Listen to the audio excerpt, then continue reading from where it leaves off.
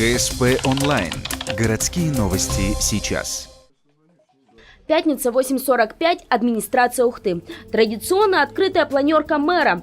В этот день она началась с обсуждения насущных вопросов, а именно отопления. Несмотря на то, что по отчетам почти во всех домах уже есть тепло, Магомед Османов отчетами управляющих компаний остался недоволен и отчитал за это не только представителей фирм, но и руководство управления ЖКХ. Крайний срок по всем домам, крайний срок – это сегодняшний день, завтрашний день и воскресенье. В понедельник мне должны доложиться, что даже не понедельник, это, Владимир Петрович, вам через каждые 2 часа собирайте информацию, докладывайте лично мне, где, сколько, что домой. Это и сегодня, и завтра, и послезавтра. Крайний срок, понедельник, все дома должны быть запущены. Та же ситуация и с газовиками. Их работой мэр также недоволен, как и горожане. После мониторинга по коме оказалось, что ухтинцев не устраивает работа этой структуры. А все потому, что уж очень часто они остаются без газа. Если уже планово где-то пришли, так сделайте все нормально, чтобы дальше уже не было. Планово приходит, отключаете, через неделю на этом же участке этот же дом все равно отключен опять.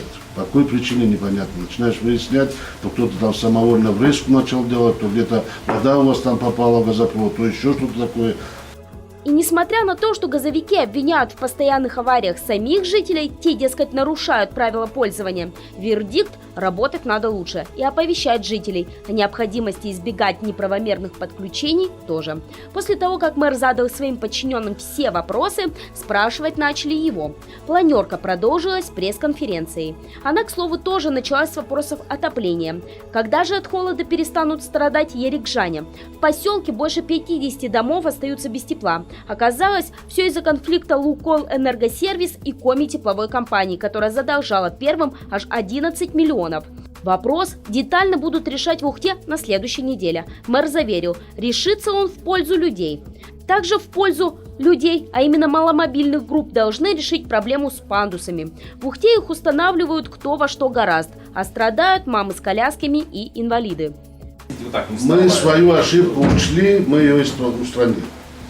Именно в этой части. А вот то, что мы сегодня говорим, неделю по городу поездить, до каждого места, где мы будем доходить, где будем делать что-то, ремонтные работы какие-то, мы это будем учитывать.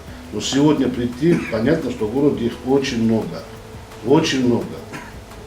Потихоньку, помаленьку, везде, где мы будем проводить ремонтные работы, где там есть и пандусы, где там есть и съезды, где там есть все, это все будем мы приводить соответственно. Также мэр лично пообещал проверить программу «Комфортная среда».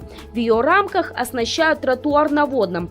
Несмотря на опасения журналистов и жителей поселка, Магомед Османов уверил, в этом сезоне его все же доделают.